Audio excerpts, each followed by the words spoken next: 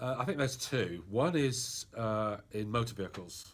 For fuel cell vehicles with hydrogen as the fuel, um, the idea being is that even if you make hydrogen in a non-green way, the local pollution is reduced because the only product of the process is water.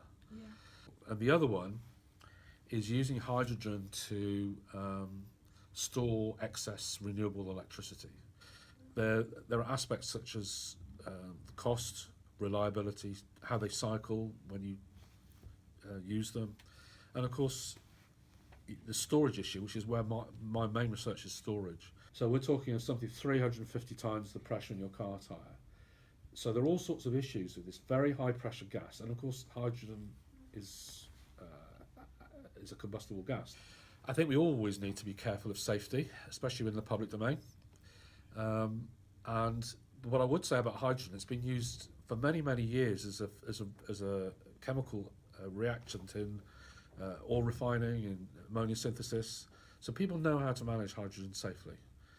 And one person said to me recently, "Isn't hydrogen explosive?" I said, "Well, yes, it is, and that's why it's useful as a fuel." A simple one is electrolysis of water using renewable electricity, actually. But unfortunately, electrolyzers are not always. They can be sensitive to the water, the composition of the water used. Saline water is not always easy to electrolyse. You can produce hydrogen from biomass. The current technique is called steam methane reforming, which is where it's high temperature reaction of steam and methane, natural gas, and that's the main industrial route now. Even now, if you have a fuel cell car, almost certainly the hydrogen's from steam methane reforming. And you could say, well, we could still have steam methane reforming with carbon capture to mitigate the carbon problem, but then what do you do with the carbon dioxide? So I think actually electrolysis is an interesting and easy one to suggest, but you have to be quite careful with the technology on that. It could make hydrogen expensive, and at least initially. At the moment, the current state-of-the-art storage of hydrogen in a motor car is 700 bar. There are challenges with that. One is the cost of compression. One is the materials that you need to contain that hydrogen at those high pressures. They can be very expensive.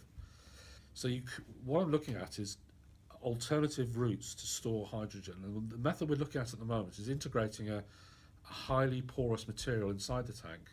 You may have heard of metal organic frameworks or zeolites or activated carbons. So if you put these materials inside the tank, the pressure will go down. The hydrogen's not going anywhere, it's just except inside the pores.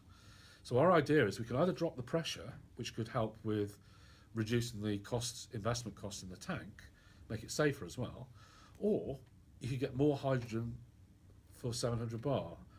And actually the industry are interested in the latter, not the former, because they reckon it's safe enough. And what we're looking at is development of new materials that can possibly be integrated into these high pressure tanks. And in fact the material we're looking at is called PIM1.